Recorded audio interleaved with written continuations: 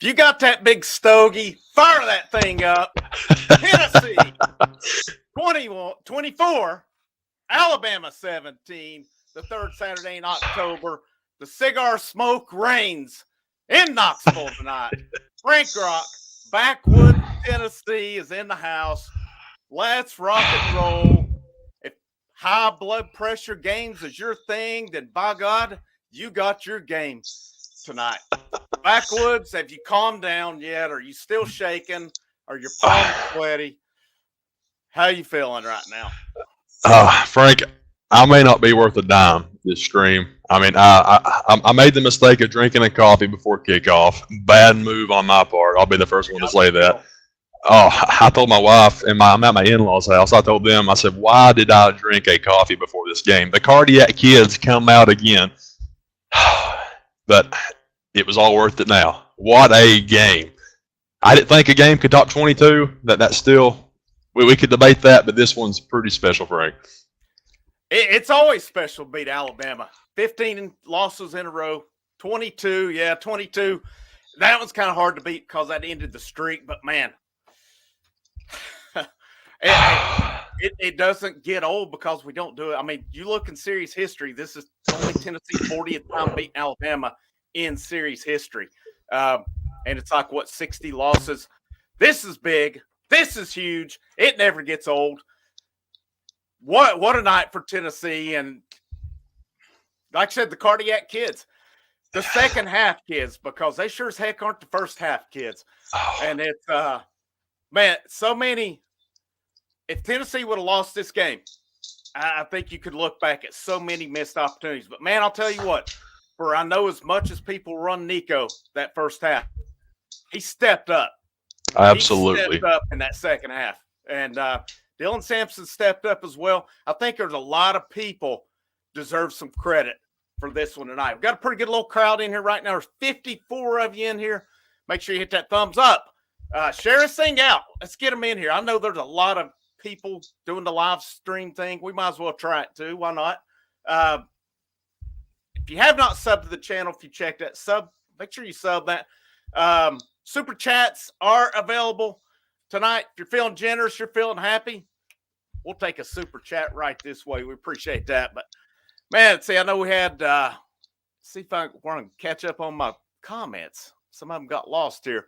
But I know a few of you in here. Papa J, member of the channel, says, good grief. Too much stress. Stress. I come on, guys. You know they had this one under control the whole time. This is the Tennessee way. I paced tonight. This is the first game in probably years I've not had a drop of booze tonight, actually. So I'm like you. I had about 3 coffees during that game. Some water, some cherry Pepsi. There you go. So I'm pretty much ready to go. Ronnie Freeman, what's up, man? Go Vols. Super excited for the win. TK in all caps. Go Big Orange. All orange. Wes McLaughlin, member of the channel, says, how sweet it is. Rhonda's in here, says, go Vols all day long. So hyped. There's the infamous Knoxville Predator catcher who's in the house. Said this defense dominated. We're going to talk about that here in a minute. And then Papa J says those conservative play calls almost killed us at the end. We're going to debate that one where they kicked the field goal. I'm curious what you thought on that one. Obviously, I don't have a problem with it. But, man, I was sitting there saying I would try to end this thing. But they, Tennessee decided they wanted to kick the field goal and let Will Brooks end it. Why not? Perfect thing. The unlikely hero strikes again. The unlikely hero. Zach Sanders in the house. What's up, Zach? This is one of your buddies. Right that here. Would be that's my brother-in-law right there. Hey, what's up? Yeah. It's good to have what's you. Up, Zach? Here. Tim Bradley says Will Brooks came up clutch again. All right, we're caught up on comments. Again, super chats are available, guys. We'll happily take those things tonight. But to sum this up, to sum it all up in this game, what are your thoughts? How could you sum this thing up? Because it was really almost a tale of 2 games tonight. 100%. I mean, it's almost like we've just got accustomed. Is this 3 games in a row we've not had a touchdown in the first half? 3 games in a row, and just had that feeling that the run game might get going in the second half because we've seen them do that the last couple of games, which they did. But I made this comment in the first half, and this is not dogging him whatsoever. This is just stating a fact. In the first half, Nico was a liability. I mean, just because there was several throws down the field, he could have hit, he didn't. Like, again, I'm not dogging. That's just, I mean, sometimes that's just the way it goes, right?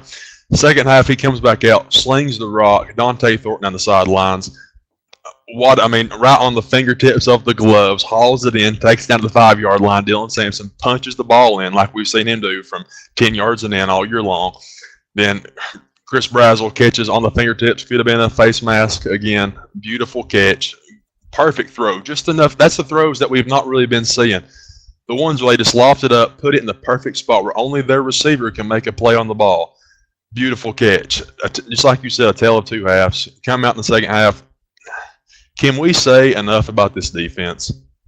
I don't think we can give them enough credit for what they have done. Alabama has one of the best offenses in the country coming into this. Jalen Milroe is, top 5 or 6 for Heisman. He looked pedestrian at times throwing the football. And that's because that pass rush was getting there at times, timely. There was sometimes he had a clean pocket for way too long, and you see him make some easy throws. For the most part, this defense has just bailed us out so many times. And Gerard McCoy, I know he had a couple struggles in the second half, but, man, that guy, he just makes plays all over the field. And, Frank, for people my age, 29, 28 down to, 23, 24, we have not seen Tennessee teams go out and beat Alabama. Like I was telling you the other day, 22 was the first time I had actually kind of knew what was going on and seen this team beat Alabama. And it's just, I can't put into words how special it is to say that. Whenever you care so much about something, you finally see it go your way a couple times. It truly does mean more whenever you've went that long without seeing it happen. But I guess that's the best way I could try to wrap it up. I probably did a very good job of that because I'm all over the place, but it feels good to win. Yeah, so I'm going to hit your point. A lot of good points. Do you think, I want to go back to one point you made, when Nico hit that throw deep to Thornton, was that what he needed? Was that the confidence booster he needed? After that throw, I think even maybe Matt McElroy made the point on the broadcast. He said maybe that deep throw is what he needed to kind of open it up. Just shake it out a little bit, man. It just seems like he's playing so uptight. And you have to think, is that because of all the pressure that he's getting? Has there been a freshman quarterback come into Tennessee with that much pressure right off the rip? It's one thing to be a highly touted recruit coming into a storied program like Tennessee, but now you throw the NIL into everything. We're paying this guy X amount of money. That the kid feels the pressure. Anybody would, right? But after that throw, he held in the pocket. He made timely throws when he needed to. Hit a couple deep shots down the field, and I want to give Brew McCoy a big shout out as well. I know he didn't have the great big catches. He still had 80 yards on 6 receptions, third down catches, fighting for more yards. Brew McCoy, I couldn't say enough about him as well. But as far as Nico, after he completed that, it's almost like he just needed that one to kind of loosen up a little bit and start throwing the ball like we know he can. Like those throws he was making against Kent State and Chattanooga, those are impressive throws with no defense, right? They were perfectly in stride, and it looked like he finally got back to a little bit of that tonight. Yeah, I agree with you. Let me hit this super chat. Wes McLaughlin, what is up? Thank you so much for your generosity here. We just beat the Gumps. Wes McLaughlin for $10. Thank you, man. We greatly appreciate that. Absolutely, we beat them. And, the pass to Thornton, that play to Brazel for the touchdown. Perfect throw, great catch. And like you mentioned when we were texting about a face mask to go along with it, I thought Nico played some good football that second half. And, he had some mistakes tonight. He had some bad mistakes tonight. But I feel like his short, 10 yards and stuff throws pretty good for the most part. But, man, he missed on those. And I don't know how many drops they had on him tonight. They had quite a few drops they did on him because he finally hit I thought it was a greatly thrown deep ball and Squirrel White drops it. I mean, I know Squirrel's hurt and stuff. Squirrel had a pretty good game last week. Tonight, of course, he was overthrown. He was open a couple times and stuff. But, man, it's I know that's a big talking point about it. Let's talk this defense, man, because it was what I wanted to see.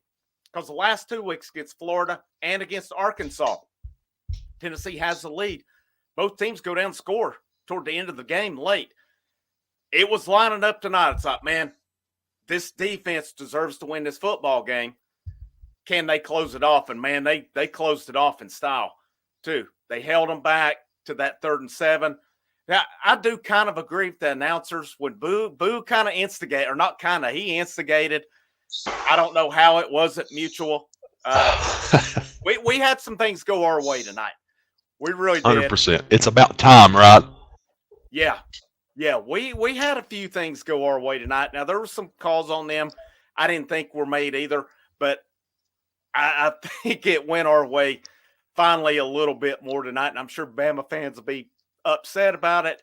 They probably got some beefs tonight. I'm not going to lie, but on the touchdown up the middle to Haynes, I think it was James Pierce got tackled, or Omari Thomas. I can't remember who it was. Proctor tackled right in the middle, and that's how it opened the hole up there. So, I mean, it's I don't know, man. This defense, though, all night long. And to me, there was the 4th and 1 Alabama went for. Milroe didn't get close on that one. They gave him the spot on it. But, yeah, absolutely. What can you say about the defense tonight, though? What do you want to add to that? I mean, like, what anybody specifically that impressed you? Or you mentioned Jermon McCoy earlier with that pick and stuff. But what did you think about the game plan, how they played, how they looked? So I thought the game plan, I think Tim Banks is showing you what he can do if he gets some dudes in recruiting, the portal, whatever, and he can run the kind of type of defense he wants to run. I mean, I can't say enough about the way they played Alabama tonight. And going back to your point about plays that went our way, the play that they were talking about where James Pierce comes off the edge and times it perfectly right, I think they was going back trying to say, well, he went a little bit early. The play before that, he was held around the neck. Yeah. That looked like some of those Tyler Barron plays from last year in Tuscaloosa that didn't get called. So whenever he times that right, if he goes a little bit early, I mean, okay, you're taking 1 for 1 right there. So they didn't call the holding. They didn't call the early go there. But I think Pierce had 2 sacks tonight, right? He had the one earlier in the game, and then he had that one. Pierce is finally getting back to a little bit of what he looks like. He's putting the left and right tackles into the chest of their own quarterback. That's what we saw last year so many times. And it's just so good to see him do it in the type of games that he's done it in. And then so that play stood out to me a lot. And as far as the way the defense goes, it's almost like as long as there was somebody running stride for stride with Ryan Williams, you was going to have a chance to make a play on the ball. I would love to see the stats on how many times Jalen Milroe threw the ball to Ryan Williams. In the first half, it looked like that's the only guy he was looking for was Ryan Williams. And I thought they had done a really good job on him just being physical with him, not letting him have anything easy. Just like the one play, I believe, where he catches the ball over the middle. Gerard McCoy's a little bit behind him, and he hits him in the back, and he does like a whiplash type motion with his neck. Yeah. And I mean, with the guy, like a small guy like a Devontae Smith, that's who he kind of reminds me of a little bit. On those small receivers that are just quick as lightning, you kind of have to play physical with them if you can. And I thought they did a super good job of that. And I think they had Jalen Milroe seeing ghosts out there. I mean, he was selling balls over guys' head 10 yards, and they were wide open. And if he completes some of those super easy passes, the game goes a different way. But that just goes back to the fact of they were in the backfield some. They were causing pressure. They were all over the field. And, I mean, that's just held Alabama to 17 points. I think they were averaging somewhere around 40. That's just – can't say enough. And what a foolish thing to do by Kalen DeBoer earlier in the week, saying, I've coached at Washington, I've coached in big games. We've been in loud environments this year. I don't see the noise being an issue. Whenever the game first started, I had it pulled up on my iPhone, like the Geico, some kind of second-hand view of the game. and I was trying to watch it on that while the Miami game, kind of carried over a little bit. My phone's speakers sounded like static. Is how loud that place was. So if you was at Neyland Stadium tonight and you're watching this, you 100% did your part tonight. You 100% affected the game. I loved whenever at halftime the lady asked him if thought the noise was an issue, and he said, "Well, it's a little bit of an issue. That dang right it is." Yeah. You went to Neyland Stadium. You made a bunch of volunteer fans mad. That's already chomping at the bit to beat you. Next time he comes, if he's still at Alabama, which I think he probably will be, if he comes back next time, I don't think he'll make remarks like that again. But as far as the defense goes, I don't think he could have played a much better game. A couple times it was bend, don't break, but for the most part, I can't say enough about those guys. They have kept us in so many games this year, and I truly think the defense will take us as far as we go this year. We've seen some good signs from the offense. But it's so nice after a few years of having a pedestrian defense to have some dudes out there making plays you can count on. Yeah, absolutely. And I was looking on, if this is up to date, the live stats show that Williams was targeted 18 times. I'm really kind of surprised it was not more. I thought it was easily 20. And there were some times, like you said, man, Milroe missed him. He missed him open, numerous times. I don't know if it was a combination. I don't know if it was the crowd. I don't know if it's Tennessee defensive line. I don't know if it's a combination. But, yeah, they had him rattled tonight big time. Justin Fleener, member of the channel. What's up, Justin? Says, woohoo. This is a good point here. There were very few drops that were easy catches, though. There were some of those hits them in the hands maybe. But, yeah, I mean, there was maybe a couple I thought that were right to him that they dropped, but it would have required some. I know there was the one they threw, I think, to Brew over the middle, and McElroy's like, "Oh, you expect Brew to make that play?" That one was he couldn't get his other hand on. If he'd have gotten both hands on it, I would agree. But yeah, that's a really good point right there. Laura Hubbard said it seems like there were at least 3 big plays that were at least that were influenced by the noise from the crowd, and I love it. Yeah, it was. I saw Kerry on here, some of his tweets, and he's talking about how loud it was in there tonight. You just tell it was insane with it. It was just, from the get-go, man, those dudes, that crowd brought it tonight. They did what Neyland Stadium does. You talked about DeBoer's remarks. Who else was it? The wide receivers coach? Wide receivers coach. It won't be that big of a deal. You don't do that. You don't know. No. Tennessee found out 2 years ago when they went to Georgia when Ainge was flapping his gums, talking about, and I was there, it wasn't that loud. Well, that was 14 years ago, 16 years ago at that point when Georgia wasn't what they were now. What you're doing is adding fuel to the fire. Fan bases are already fired up for the game. You don't need to add any more to it and fire them up. I mean, that's all it is. It's stupid. Focus on the game. Compliment the crowd, suck up to the crowd, tell them how great they are. They're still going to be loud regardless, but you don't want to give them any more fuel than they've already got. It's dumb. And, but hey, I'll take it. Chatsworth, 1979 for $10, man. Dude, you deserve a few bucks. I appreciate that, man. And I appreciate your generosity. Thank you for being here tonight. Thanks for being part of the channel. Wes McLaughlin says nothing like Neyland. Neyland at night. Neyland at 3:30. Thank God it was a 3:30 game today. Finally. Not a 7.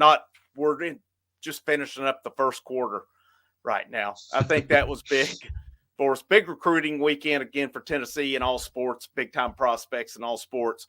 But man, this defense still has not given up 20 points.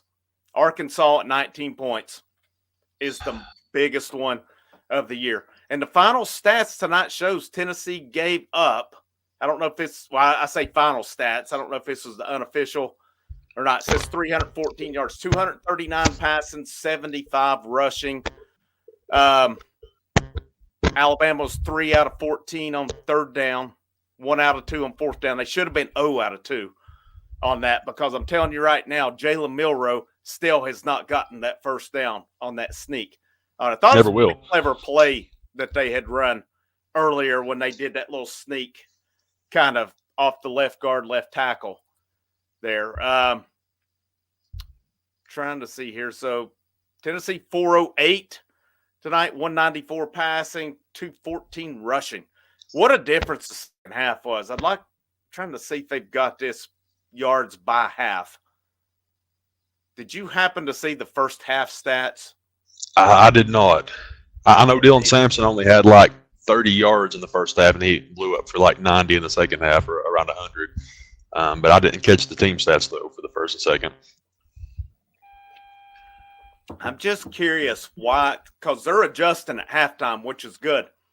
And maybe it's the thing, I know they've got the iPads now where they can adjust with them during the game, but I wonder if it's a thing where, hey, you really got to go to the locker room and talk about it for that to happen. But this is a good point tonight. I thought with the offense, the O-line showed up to fight. I thought everybody was pretty – I agree with Heupel. Last week he said, we're close. We're close to going off. I'm telling you, Nico hit some of those deep balls tonight. They put up a lot of points on it. And, you can look at it both ways. Milroe missed plenty as well. Don't get me wrong on that. But there was only 2 play calls I had a problem with tonight. One, and it would have bailed them out on it, when Nico scrambled left and threw that pick, ridiculous pick, down toward the end zone. I didn't like that play because they showed the routes, and all of them were kind of like a hitch and go. Mm-hmm. I don't know why you're running that from your 20, 25-yard line. I don't get that. But still, Nico should have bailed him out and just either run out of bounds or threw it away. Horrible decision by him. But in the second half, I guess it was fourth quarter trailing when they 3rd and 5 and handed it off and lost yardage. I think I probably get what they were trying to do, but I don't know, man. It ended up working out because we, punted, pinned them deep, got the ball back, went down. That was the awesome, throw from Nico to Brazel. And, but just what overall impression. So if we take out the misses from Nico as a unit, what'd you think about the offense overall tonight? Good, bad, in between? I'm definitely going. If you want to put the whole game into one, I'll give them like a B, just because they put the points up that they needed to. Like, okay, I just got a delivery. This is live, Frank. We just got a special delivery of the old cigar there. Yes. Felt wrong to not at least have one in here. I don't smoke, but I feel like I got to at least have one, right? But I think the thing that makes it so frustrating, it's the whenever Nico has the bad plays, they're usually pretty bad. I don't really know, like the routes, like you said, didn't help him out any. You need a little bit more room on the field for those hitch and goes to develop a little bit. They didn't have hardly any room for those. But just put that ball in the pride of the Southland band up there. Or just run out of bounds. In this case, I want to be careful how I say this. In this case, it's okay to run out of bounds, because you're keeping the ball out of harm's way. At the end of the game, not so much. But it's just like the bad plays that he has, they're backbreakers because they end the drive, they turn the ball over. They're not very good. But he definitely redeemed himself in the second half. He made some of those throws that we know he can make, that we've got used to seeing quarterbacks of Tennessee make with Hendon Hooker. Occasionally, Joe Milton every once in a while. But I feel like what's so frustrating is for this team to get where we want to see it get to, he's going to have to make throws like that consistently. And it's almost maddening to see him hit them every once in a while and then sail them 5 or 6 yards over their head. But as far as the offense, Heupel said last week, like you were saying, we're so close. I've listened to Tennessee media all week long say I've rewatched the game and it looks so close. And I've watched the highlights a couple times since last week, and they had guys open. Oh, they actually schemed some guys open.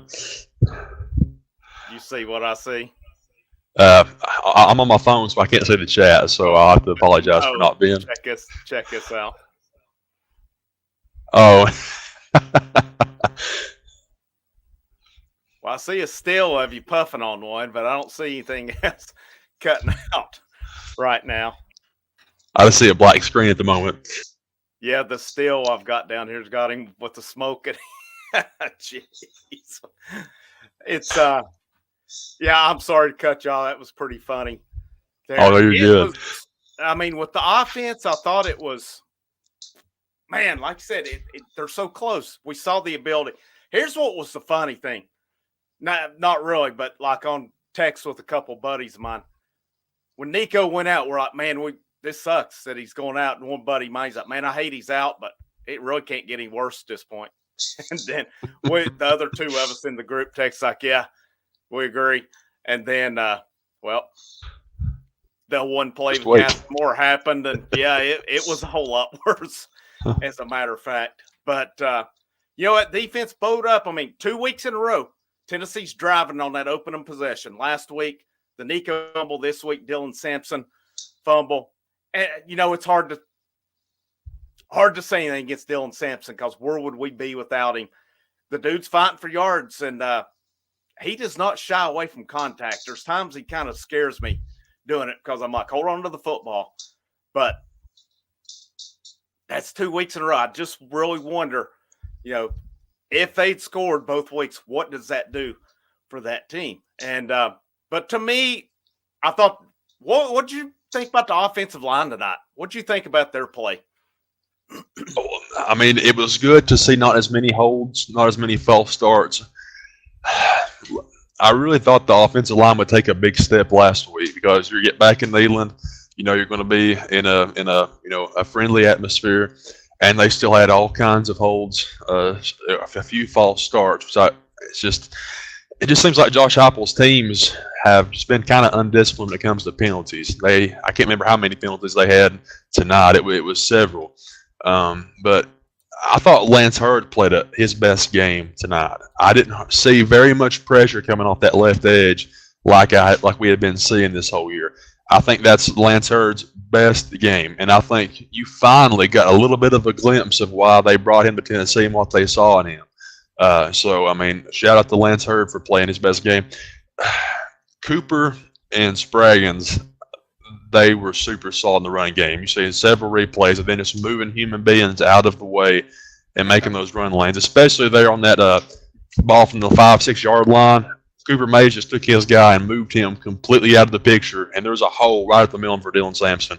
I'm really going to miss Cooper Mays. From all the way back in 2022, I believe, whenever he was playing, or maybe it was 21, he's playing in the Florida game hurt. He can barely walk, and he's out there snapping that ball, giving it everything he's got. It's hard to replace guys like that. So as far as the offensive line as a whole, they gave Nico clean pockets tonight, and you don't really see that a lot whenever you're playing normally a Nick Saban Alabama defense. Usually they have that one pass rusher that just kind of lives in the backfield. You didn't see that tonight. Nico had to scramble a few times, but it was nothing like even we seen against Alabama in 22 whenever Dallas Turner was coming off. You know, he's been in the backfield all day long. But I think we finally saw that offensive line show up a little bit and show us how good they can be as a unit. So, I mean, that gives me a little bit of confidence going forward. But this was the game. If you wanted to keep your college football playoffs hopes alive, this is the one you had to have. Mm-hmm. Even now, anything can happen. I'll probably feel one way or the other after I watch this game here in a few minutes, Texas, Georgia. Sanford Stadium is going to be a hard game to go into and win there. It's just going to be difficult to win there. I thought this was your best chance to get to 10-2 tonight. And, of course, I don't want to take for granted Vanderbilt or Kentucky or Mississippi State, but you had to have this one tonight. I thought this was your best chance to get the 10-2, and I think they've got a real shot to do it now. But for that to happen, the offensive line has got to keep playing like they did tonight. I agree. Let's see. Hey! There he is. Straight from the Neyland. I can't hear a thing. I can't hear a darn thing, but... Oh, we hear you. I'm sitting here. We're at the 25-yard line.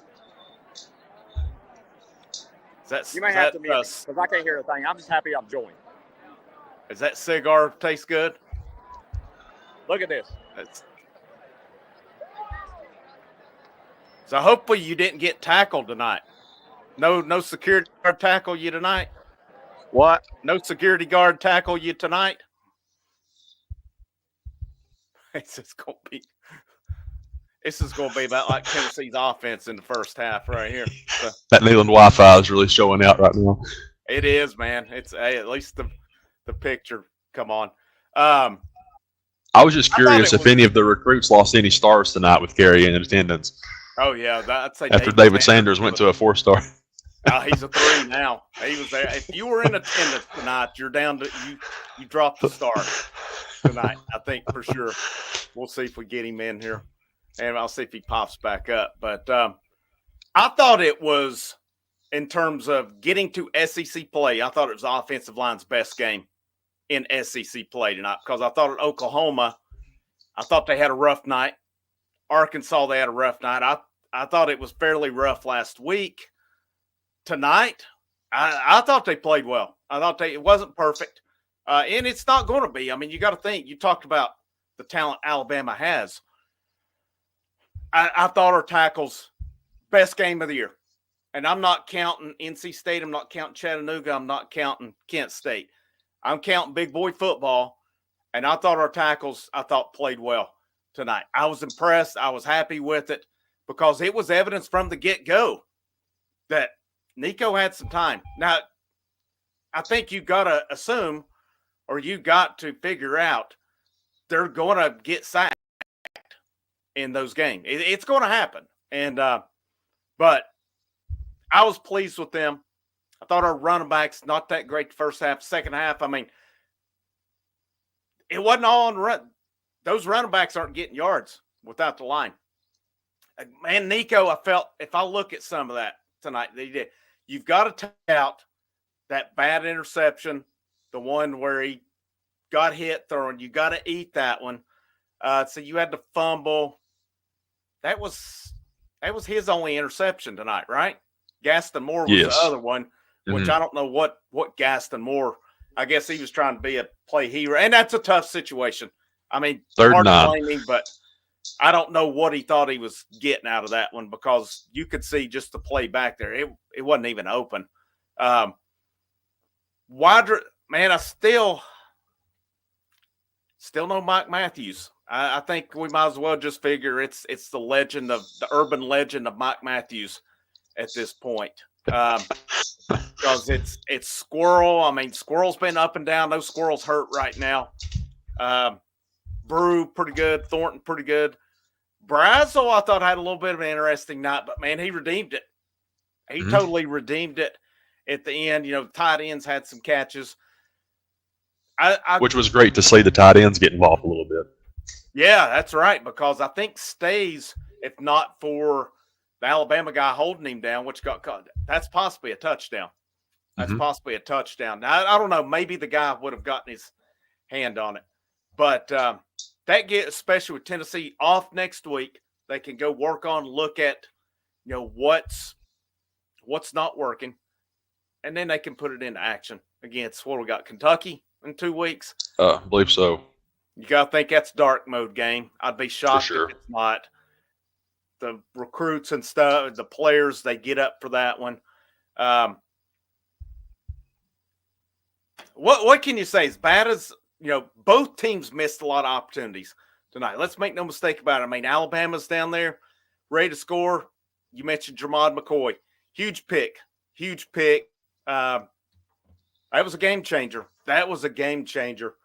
Right there. This was one I said I was going to talk about later on. So I did want the offensive line definitely showed up to fight tonight. Them dudes, I was saying this on the last possession when this was before they kicked the field goal with it. And I'm going to segue into it, but I'm like, this will be that chance where Alabama may get chippy with you. They're upset that they're potentially about to lose. I was like, this is the time for your lineman. Block, swallow your pride, let them smack you in the face mask, upside the helmet, take the penalty, and end the football game. Didn't happen, but in this situation, I said I was curious Why didn't we send the offense out there and try a hard count, then kick the field goal? Alabama was out of timeouts on it. Did you agree with the call to kick the field goal? Obviously, you can't say it was the wrong call. Would you have went forward or kicked the field goal in that situation?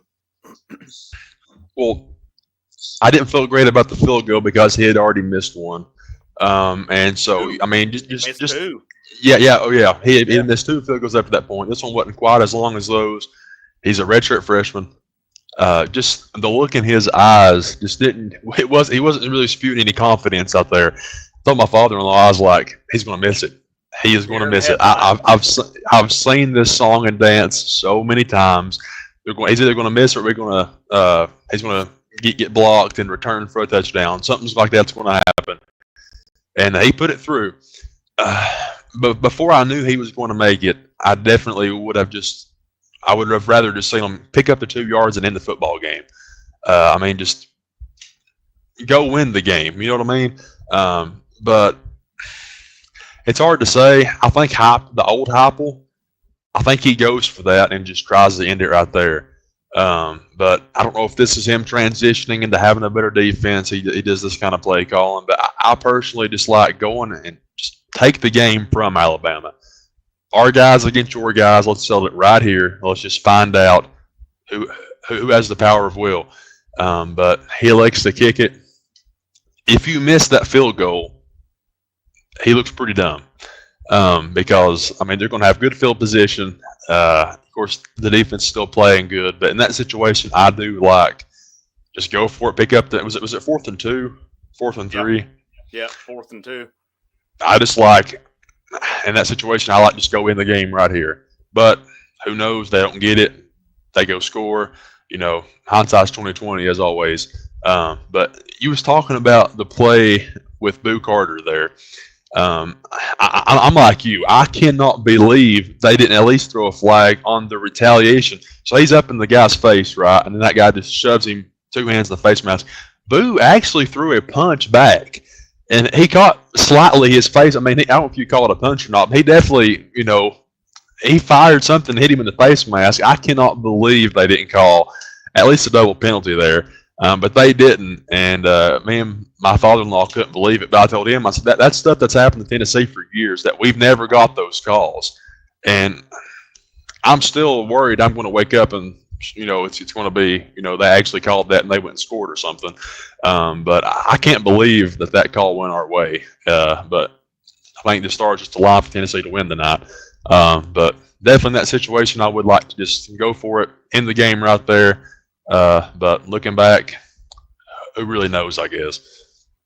There was actually, I can't remember what quarter it was, but Jermon McCoy got called for the face mask, and the Bama receiver had a hold of his too and got away, and it just went on McCoy. So I'm going to chalk that one up too. We evened that one out on it. Yeah. But I'm the same as you. I would have went for it. And I don't know that necessarily that is the right.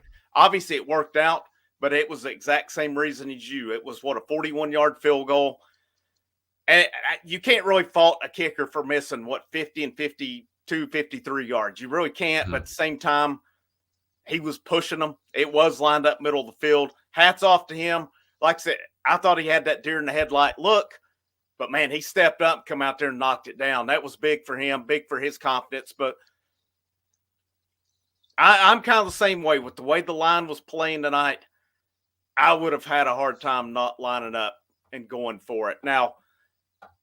And because I was pacing around at that point. Like, I don't know that I would kick it because, either way, because I'm thinking this. Number one, they get in there and block it.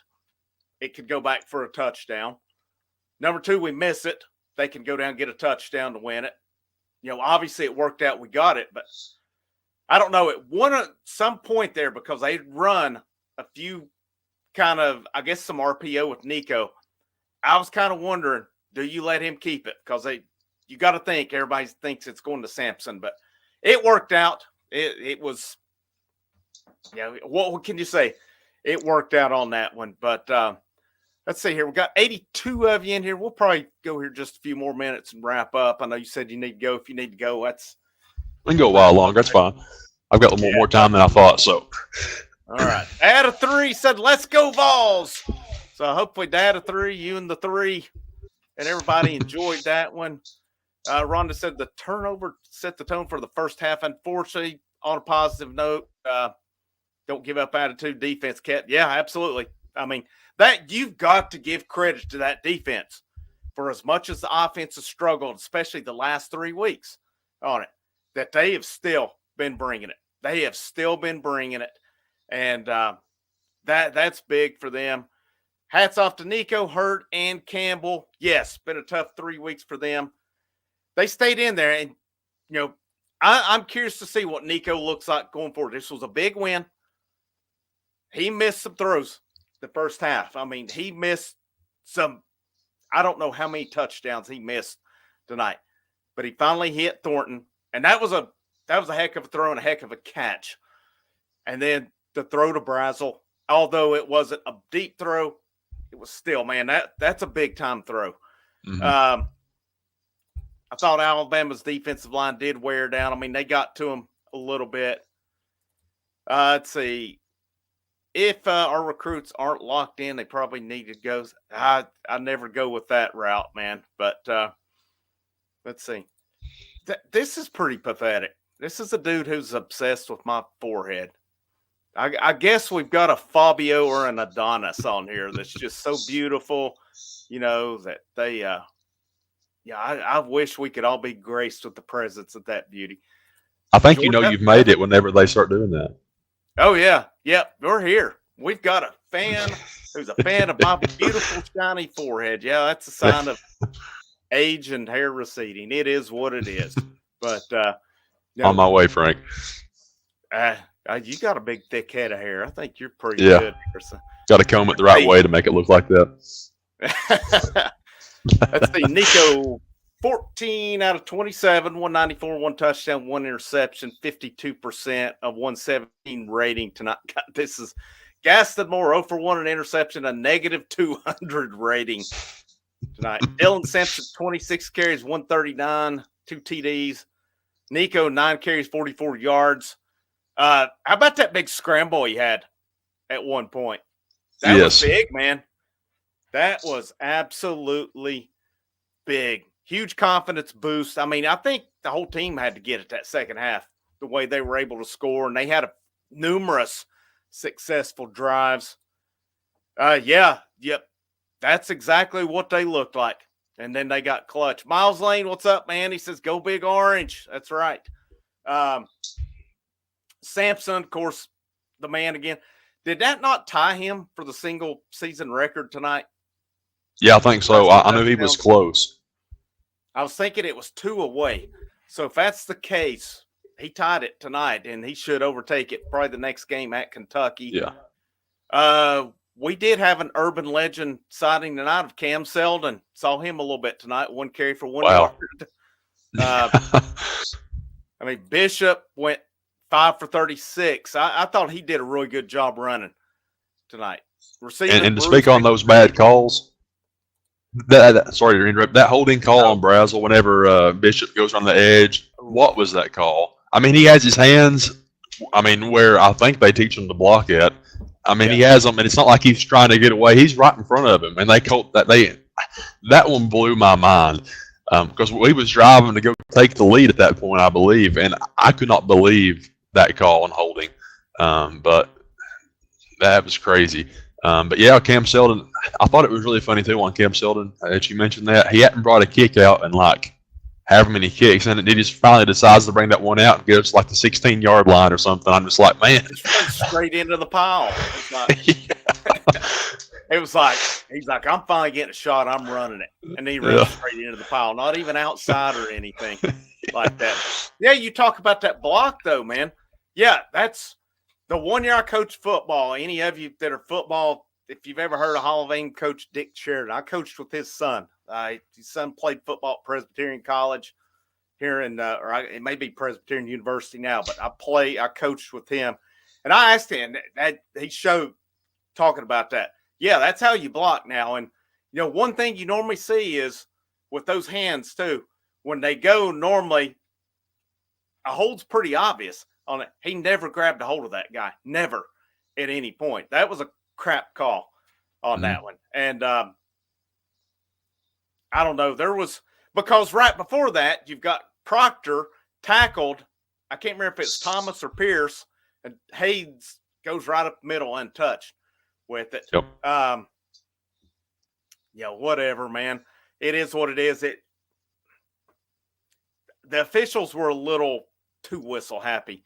I don't know. It was a badly officiated game, and I think both teams have some beefs on it. I mean, I know there was one time with Alabama. I can't remember which receiver it was. Ricky Gibson reached out and grabbed a hold of him, and he did. We got away with it. So I mean, the Pierce, like you said, where it almost looked like he was early on it. Yeah. DeBoer was upset when the guy went over and fell down. No, that should have happened because that was senseless. He had no beef on that one. That's what I was going to mention, that play. Like, they got caught with their pants down trying to make that substitution and tries to run him back out there, and he's running full speed, and he just falls and just looks at the coaches like, is that okay? It's getting hard to watch that, which I think we probably did it a couple times tonight too. But I mean, just the time that it happens, I mean, that was ridiculous. I mean, around the sideline.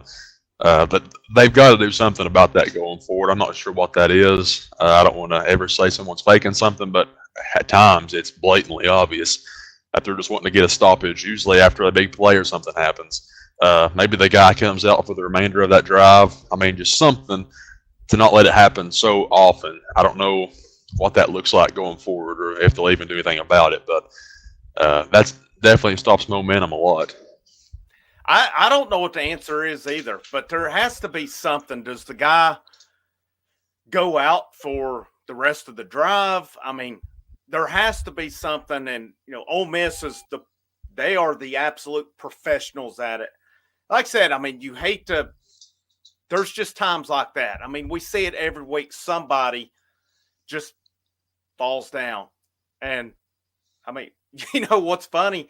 We've not seen the UT extra point injuries this year like we normally. I mean, I guess those injury-prone guys moved up. Poor old Parker Ball. I mean, we know he graduated last year, and Jackson Lampley's still on the team. I mean, and Dane Davis. I mean, it's funny. We've not seen – well, I guess we've not scored as much this year. We were doing those when we were scoring about 50 a game. So I guess your guys have a little bit more opportunity to rest maybe. But I don't know. I would think the defense is not as rested for it, maybe. But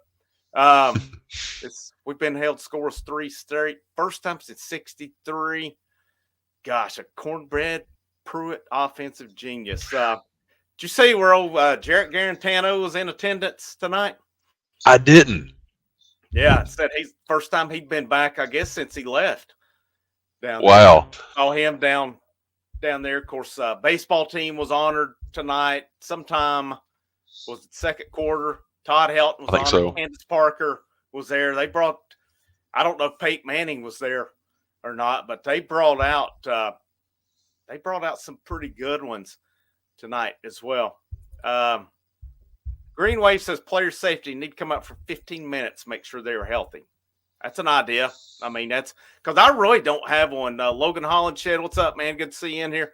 Players out for the rest of the series. Only training staff is allowed on the field to attend to injured player and give water. Players remain between the hashes on that. And says coaches stay on the sideline except for head coach, and he go to an injured player, not a timeout. I mean, I don't – with all this replaying stuff, can replay not buzz down and say, yes, they flopped. He blatantly flopped on that one. I mean, the Bama guy did. DeBoer had no beef on that one. If you had to grade, I'm trying to think where to go on this tonight. I was looking at tackles here. I wanted to see. So Tennessee ended up with 3 sacks tonight. 3 sacks. Pierce a sack and a half. Dominic Bailey a sack. T-Lander had a half a sack. Tackles for loss. Tennessee had 9. That's a pretty good night's work. Mm-hmm. Quarterback hurries, 12 quarterback hurries. Only 1 pass breakup. 2 interceptions. I mean, Will Brooks, that was a heck of a play to end the game. That was. I thought he played a heck of a game tonight, Will Brooks. I thought he made some good tackles, made some good plays. How'd you think the linebackers looked tonight without Pilley? I was pleasantly surprised with how they played without him. I thought Thielen really showed up and slid right in there and didn't. I mean, I didn't see a whole heck of a lot of drop off without Pilley. I think Pilley's a heck of a player, and I hate not having him out there. But I thought they did a really good job without him out there.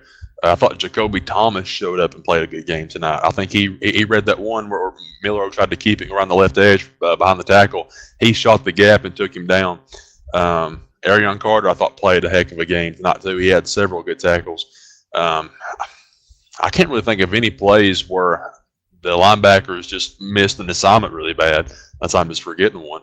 I think that was really good. And like I said, as bad as it is to lose Pilley for the season, that guy's almost as old as I am. He's 26, I believe, right?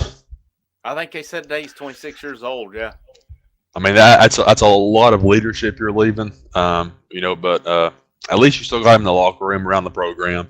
Those guys come to the sidelines after a series. He can talk to them, maybe things he still sees. I think that's big just to still have him around the program. But linebackers in general, I really liked what I seen tonight moving forward with them. Wasn't really sure how. I mean, I knew they had been playing some younger guys a little bit along, especially last year when you lost Pilley kind of unexpectedly again.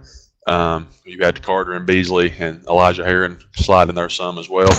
But I think playing some of those younger guys along the line really paid off tonight in the long run. So, I mean, that was awesome to see them not really miss a beat losing him.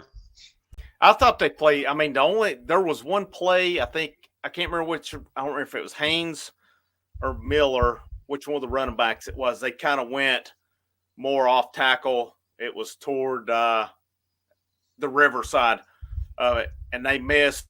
There was about 2 to 3 missed tackles on that. But, I mean, you got to think sometimes you put a linebacker on a slot guy, they're going to get those plays. You can't really fault them a lot of the time. There was nothing really major on it. I thought they played a pretty good game. I thought, like I said, T-Lander, I thought Carter, I thought Perry all did pretty good. You mentioned Jacoby Thomas, too, about him. Had that big play where he got Milrow, and he had 2 tackles, 1 solo, 1.5 tackles for loss. So, I mean, when he shows up, he shows up. He either knocks the absolute crap out of you or he's back there making plays. The dude can play. Their safeties, I think their defensive backs have been so much better this year. Mm-hmm. I don't know if it was, this is a case of their line is so much better. Now, I don't know what the answer is to all of it. The secondary is better. The whole defense is obviously better. But I mean, I thought the linebacker, I'm encouraged by them moving forward. They're young. They're going to keep getting better. This was a big game for them tonight. And honestly, I mean, they talk about how great Milrow is and stuff. He's a good football player. This defense held him in check tonight. They really held him in check. And I'm really surprised when I looked at it that Williams was on. I really thought he was targeted. It would have been over 20 times. So that tells me because what did they say? He was targeted like 12 times. Was it in the first quarter? Yeah. So that tells me they did a pretty good job covering him after the first. Maybe that was first half. It was at least 9 times in the first quarter. So, that, if he's only getting targeted 6 times in the second half, and I know Milrow missed him, but that's a pretty good job by that secondary. It really is. And, I don't know really. Player of the game. Who's your player of the game tonight on defense? Thought there's a few different ways you could go with it.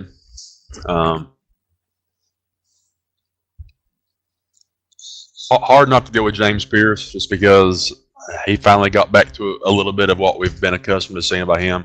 Just the plays he made were in such big moments as well. I could have went with Jacoby Thomas. I mean, the way he played in the first half.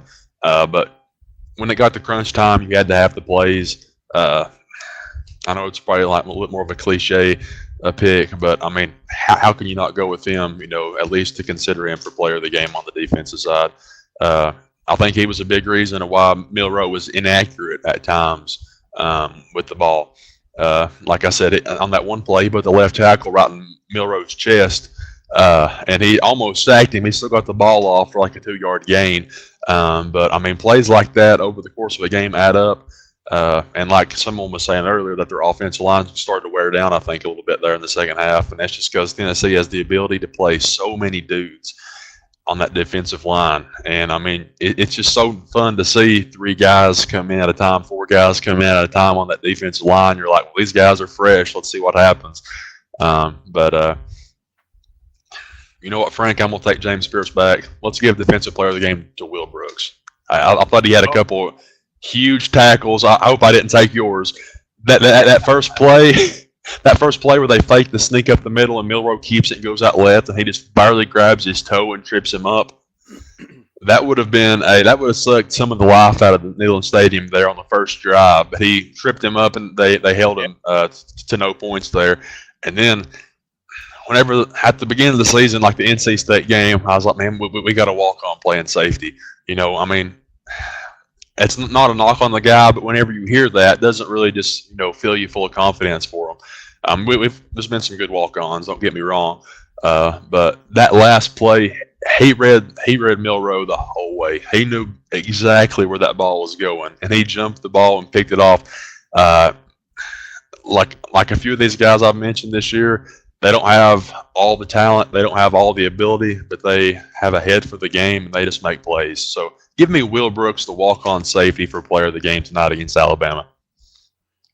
Man, you took my guy. But I'm sorry. I'm going to trio. I feel 3 guys deserved it tonight. Will Brooks, he had a play early in the game where he got behind the line. I'm pretty sure it was a tackle for loss. Let me see. I'm thinking he had 1 tackle for loss. It was early in the game. It was a really good play. You mentioned that was a game. That was a touchdown saver on that sneak where he tripped up Milroe. And then that pick he had, that was a heck of a play. That was a great read. It was a good catch, too, because it was not easy with him falling down and where it was at. Will Brooks definitely deserved it. Pierce, I got to give Pierce, he was wreaking havoc tonight. Whether he jumped early or not, I don't care. He was still in there numerous times tonight. And on when Bama was backed up at their end zone the one time, I mean, Tennessee about had him for the safety. There was a hold big as day. I can't remember if it was on Pierce or who it was. And then I think somebody put Jermod McCoy too. I got to give it to all 3 of them. So if this was the Thanksgiving turkey, the turkey legs, all 3 of them guys are getting a turkey leg tonight. So we'll go with maybe a 3-pack of Twix bars since it's Halloween. We'll give them all a Twix There you go. bar tonight. Definitely those 3. Tough pick. I think there's so many guys too. I thought each unit was good.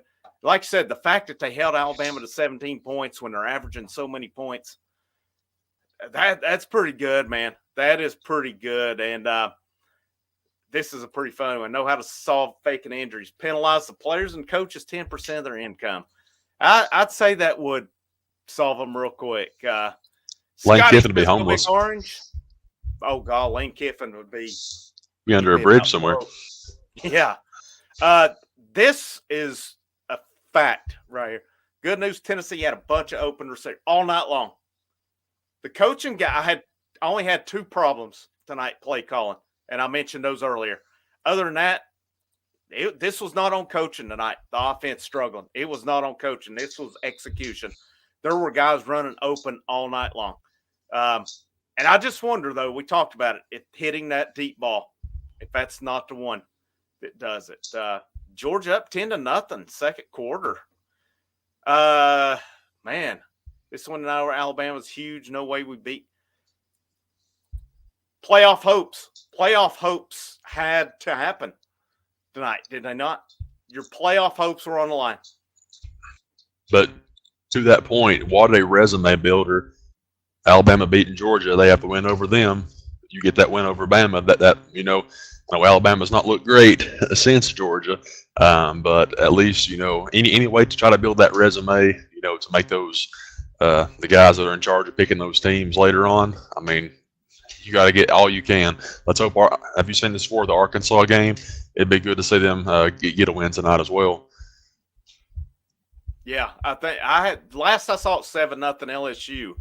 I've not seen anything in a while. I was looking the same, and then that's like today. I was like, man, I hope Oklahoma beats South Carolina. And then I was at the point after that, I was like, we've not beat a good team this year. NC State was ranked, supposed to be good. They're garbage. Oklahoma's supposed to be good. They're awful. But maybe South Carolina's better than I've given them credit for, because I watched some of their first game, I think at the Old Dominion, and they were bad. But should have beat LSU, could have beat Alabama. I mean, maybe South Carolina's a better football team than I give them credit for. Ole Miss had their way with them. Man, old Daryl here says McCoy they picked on him a little bit more. I guess I'm throwing him in because that interception was so big. That was such a big. I mean, that's a 7-point difference. That's an overtime game. If not for that, it's a good point though. I mean, overall, I thought, man, I don't know. It is a good point, but I have to go with him. I thought he did enough good, and that was a game changer there. Offensively, we'll get into wrapping this thing up here in just a minute, but offensively, player of the game.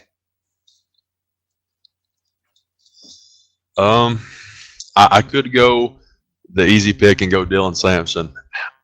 It just seemed like whenever a big play had to happen a few times, Brew was right there.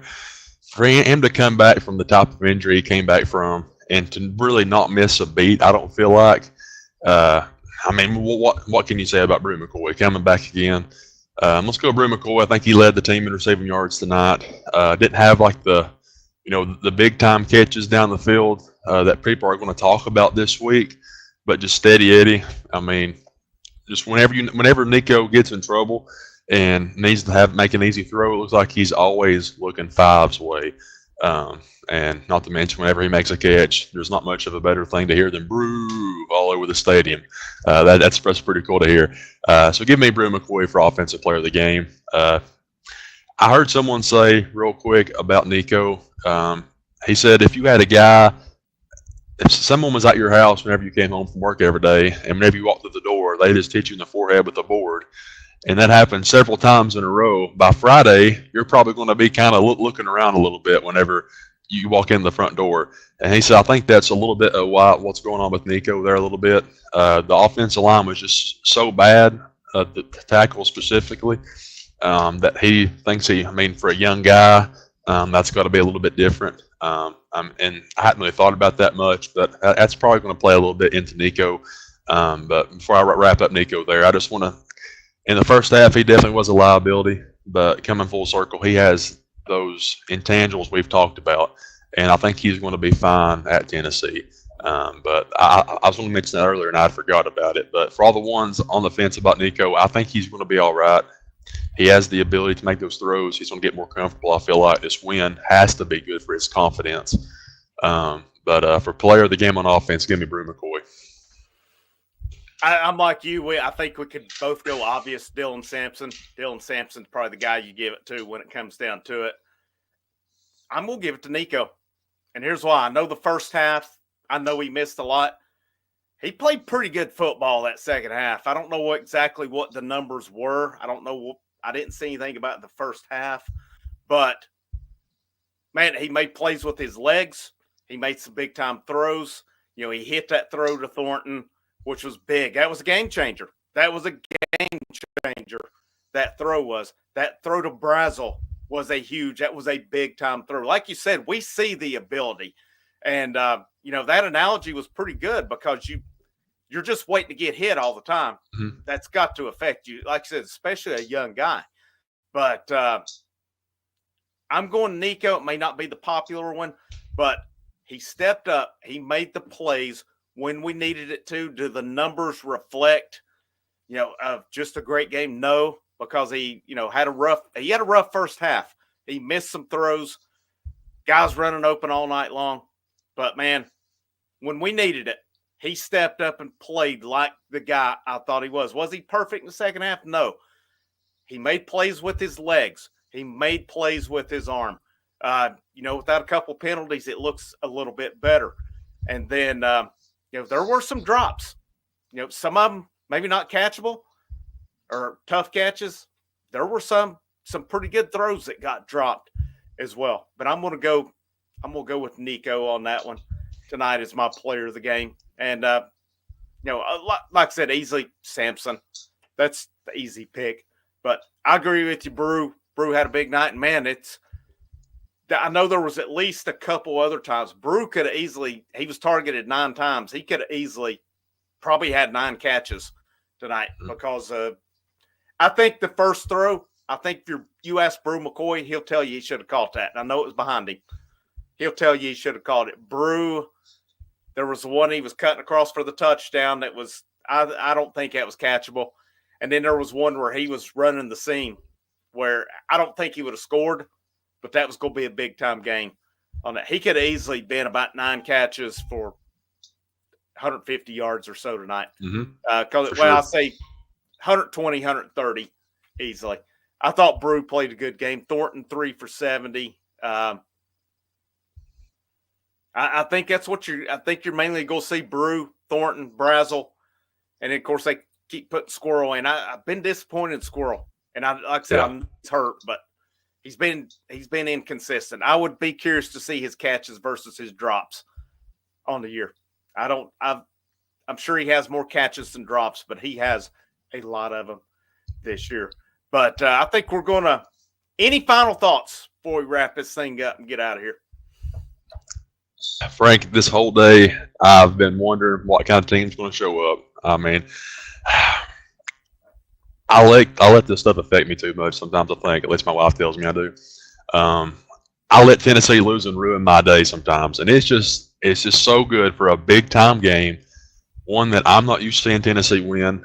Whenever there's doubts in our mind, in 22, I thought Tennessee was going to beat Alabama. In this game, I was kind of 50-50 on it, but it was just good to see them show up and win the game. Do you have that Daryl Cantrell comment still there handy by chance that came through a second ago, or is that already gone? Let's see. About Brazel or? Yeah. I got it.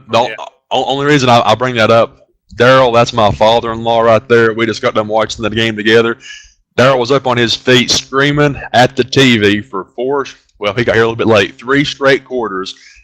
I'm pretty sure Milrow heard him in Neyland Stadium. Me and him was up on our feet cheering the whole entire game. And I don't know if you could tell, I'm doing this post-game show hurt. I took off and ran across the room on one of those big 4th down stops, and I cracked the top of my head on a door facing because I'm like 6'8". And so I told them, I said, I can't believe I'll be the one that gets the concussion. I'm not even near the game. But after the game, he takes off, goes and gets us some celebratory cigars. Never even had one before, but there it is. Nice. I can't say enough about the game. It feels really good going to the next game with that win over Bama under your belt, keeping those college football playoff hopes alive, giving you a lot to look forward to. I can't say enough about it. It just feels so great to be a Vol tonight. I guess it was, when I was growing up, when I was younger, Bama had a streak. Tennessee won 82. I can't remember how it went from there, but I know Bama had a pretty good little streak going. 95 on old Frank's birthday, Manning to Kent, first play. Tennessee never looked back. Tennessee won, 7 in a row, I think. And then 2002, and I was actually there in Knoxville for that game. Bama beats Tennessee. That was really the beginning of the end of the former era. That was a preseason top 5 team. That team underachieved big time, got blown out in the bowl game that year. Teams kind of went back and forth a little bit. Then Saban comes to town, 15-game winning streak. You never take victories over Alabama nor Florida. I mean, that's like last week. People complain. There'll be people complaining tonight we didn't blow Alabama out. If you're complaining about this one tonight, man, go get a shot of whiskey, go smoke a joint or something, and just sit this one out tonight. I don't care what the first half looks like. All that matters to me is Tennessee 24, Alabama 17. Alabama's playoff hopes are in deep trouble right now. Mm-hmm. They can still get in. Tennessee's, they lose to Georgia, which I think they're going to have a real hard time going down there and beating them. I still do. If Tennessee doesn't slip up along the way, Them and Alabama both probably. If they finish with 2 losses, they're probably both good again. But this is one thing about Josh Heupel. This is a great point. You can say what you want about him. In Knoxville, Tennessee, under Josh Heupel, Tennessee is now 4-0 against Florida and Alabama. Again, the next step in the evolution of Josh Heupel is going to be beating them on the road. But if you're going to be the head coach at Tennessee, that's the type of games you got to win. Now his next step, too, is going to be beat Georgia. If we lose to Georgia in November, so be it. If we get them again in December or January, that's when it's going to be time to get them.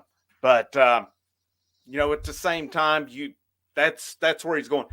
We hadn't had a coach in a long time. Butch Jones beat Florida once. Should have beaten them numerous times on the road and at home. Butch had a chance to beat Bama once, but other than that, it wasn't close. The fact that Heupel's now beat Bama twice, that's a good sign, especially when this offense is not scoring a lot of points. The fact they scored 24 on Alabama now, I think, is a pretty positive thing. We're going to get out of here on that one. Tennessee rolls tonight, 24-7. I wouldn't say roll. They got to win. We'll be here Monday night. Talk about it 7:30 p.m. Eastern Standard Time. We'll talk Alabama. We're on a bye week, so it'll be Bama talk. We'll talk about what we're looking for anything with basketball. We're getting real close to getting full-fledged into basketball coverage on here. I know there are a lot of networks that are big in on football, and that's fine. We're going to throw our name in the hat on it too. But I can tell you what right now, if you want basketball coverage, you want baseball coverage, this is your place. This is your place. And that's not me.